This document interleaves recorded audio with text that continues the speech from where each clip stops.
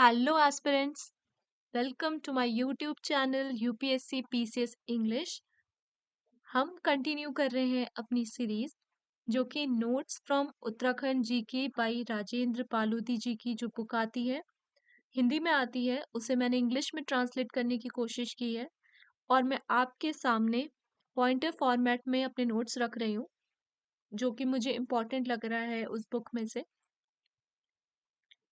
और अलग-अलग डेटास भी कहीं-कहीं पे अगर मुझे कुछ ऐसा इन्फॉर्मेशन लग रही है, वो भी मैंने ऐड ऑन किए हैं, बट बेसिकली ये based on the book of Rajendra Balodi ji की है।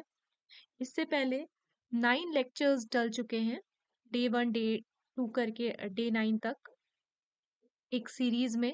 जिन्होंने नहीं देखा है वो वॉच कर सकते हैं उस सीरीज को। आज हम करने जा रहे हैं डे 10, जिसमें बेसिकली हमारा क्लाइमेटिक रीजन से हम डील करेंगे। इससे पहले हमने देखा था लास्ट में बस एक एक पॉइंट आया था कि ये क्लाइमेटिक रीजन्स जो डिवाइड किए हैं उत्तराखंड में वो किसने किए हैं, तो ऐसे खारकाल ने। अब हम आगे स्टार्ट करते हैं अपना डे 10। ओके,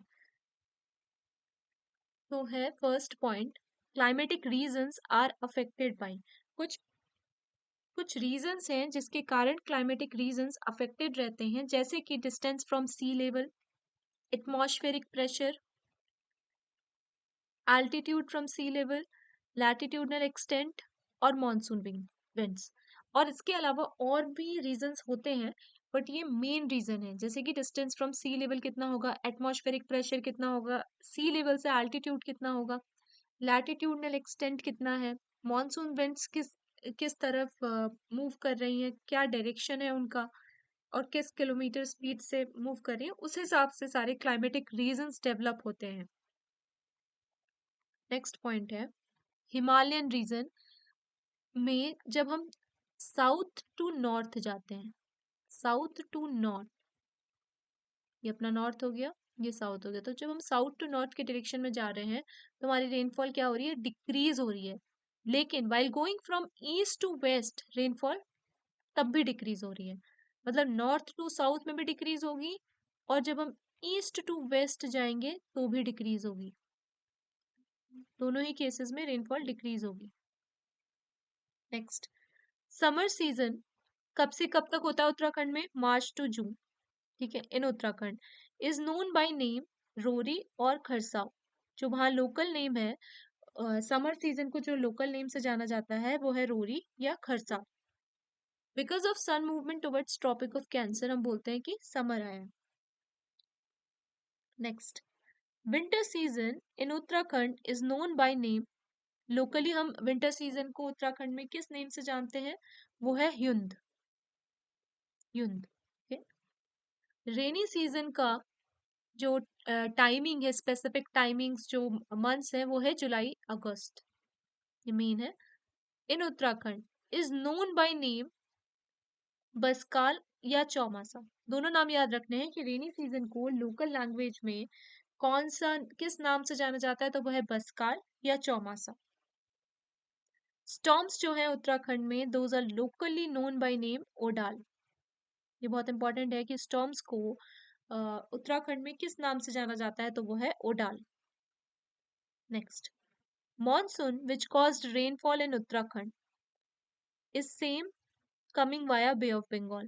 तो अगर कोई क्वेश्चन आता है कि रेनफॉल उत्तराखंड में जो हो रही है वो किस तरफ से आ रही है, मॉनसून के कारण हो रही है, तो बे ऑफ बंगाल के थ्रू जो मॉनसून आ रहा है, एंटर कर रहा है इंडिया में, उस मॉनसून के कारण उत्तराखंड में रेनफॉल होती है। नेक्स्ट, अब है चेरापूंजी। चेरापूंजी हमने देखा है कि बहुत ज्यादा जहाँ पे रेनफॉल होती है इंडिया में वो है चेरापूंजी, उस जगह का नाम है चेरापूंजी। अब उत्तराखंड का चेरापूंजी किसे कहा जाता है, उत्तराखंड का चेरापूंजी कहा जाता है नरेंद्र नगर को। क्वेश्चन में आता है उत्तराखंड का चेरापूंजी क्या है, तो वो है नरेंद्र नगर। अब पूछ सकता है कि कुमाऊं का चेरापूंजी क्या है।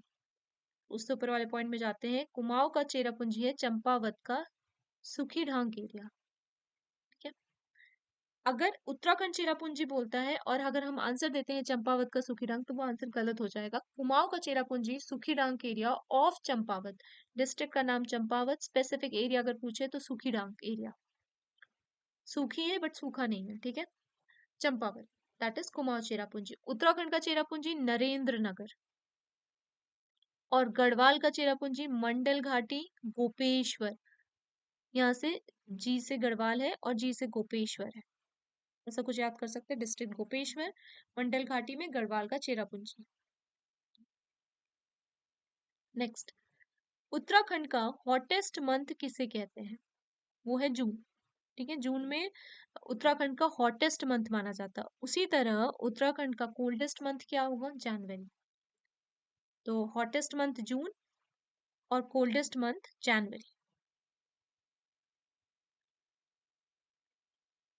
नेक्स्ट, अभी बोल रहा है कि ओले पड़ने वाला जो सीजन है विंटर्स में, जैसे ओले पड़ रहे हैं, तो वो किस रीजन से पड़ते हैं? ओले का तो इंग्लिश हो जाएगा इसका हेल रेन, ठीक है। ये विंटर सीजन में कब किस रीजन से हो रहा है? Due to western cyclones. जो वेस्टर्न साइक्लोन्स आ रहे हैं उसके कारण हमारे यहाँ उत्तराखंड में विंटर सीजन में ओले पड़ते हैं, दैट इज हेल स्टॉर्म आती है।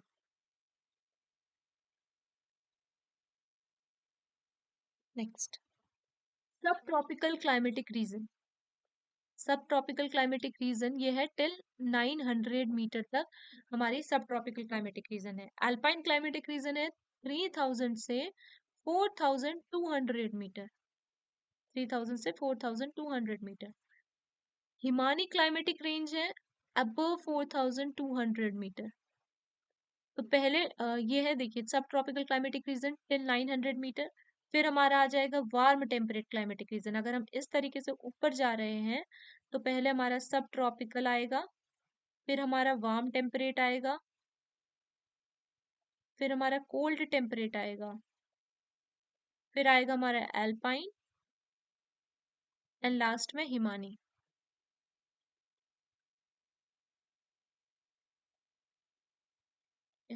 तो ओके, सब ट्रॉपिकल टिल 900 मीटर हो गया। अल्पाइन क्लाइमेटिक रीजन हो गया हमारा, सॉरी, सब ट्रॉपिकल 900 मीटर हो गया। फिर हमारा आ रहा है वार्म टेम्परेट क्लाइमेटिक रीजन जो कि 900 से 1800 मीटर जाएगा।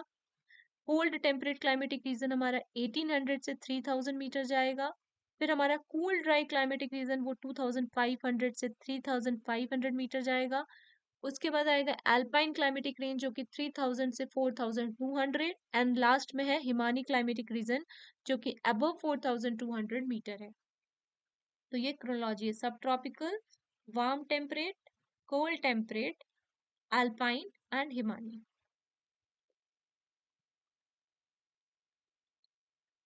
नेक्स्ट, उत्तराखंड का जो भाबर एरिया है, भाबर एरिया, तो दो एरियाज हैं जहां से, जैसे तेराई रीजन्स में दो एरियाज है, भाबर और कंकर खादर, भाबर और खादर। एक है ओल्ड एल्यूवियल सॉइल फॉर्म हो रहा है जहाँ पे, एक है न्यू एल्यूवियल सॉइल जहाँ पे फॉर्म हो रहा है। भाबर आएगा हमारा उस रीजन में जहाँ पे सब ट्रॉपिकल क्लाइमेटिक रीजन है। तो अगर कभी क्वेश्चन में आए कि सब ट्रॉपिकल क्लाइमेट रीजन इनमें से किस में है, तो हम भाबर एरिया चूज करेंगे। या फिर पूछे कि भाबर एरिया में कौन सा क्लाइमेटिक रीजन है, तो sub tropical climatic region choose करेंगे। Next, great Himalayan region which is covered with snow always. Okay, Himalaya का वो रीजन, ग्रेट हिमालय का वो रीजन जो कि स्नो से हमेशा कवर रहता है 12 मंथ्स, वो कौन सी, वो कहाँ पे है? तो वो है अबव 4000 मीटर। तो above 4000 metre great Himalaya region हमेशा स्नो से कवर रहता है, ठीक है। तो हमने देख लिया भाबर, देख लिया हमने, ये देख लिया। एक हमारा ये हिमालयन रीजन्स का के बारे में एक बेसिक नॉलेज आज हमारी हो जा रही है, ठीक है। इसमें सबसे इम्पोर्टेंट चीज है, एक तो ये रीजन जानना कि हेल रेन क्यों आया, इसकी क्रोनोलॉजी आपकी सब ट्रॉपिकल। ये अगर उस लेवल पे याद नहीं भी हो तो सबसे इम्पोर्टेंट आपका ये वाला एरिया जाएगा कि कुमाऊं का चेरापूंजी, उत्तराखंड चेरापूंजी और गढ़वाल चेरापूंजी।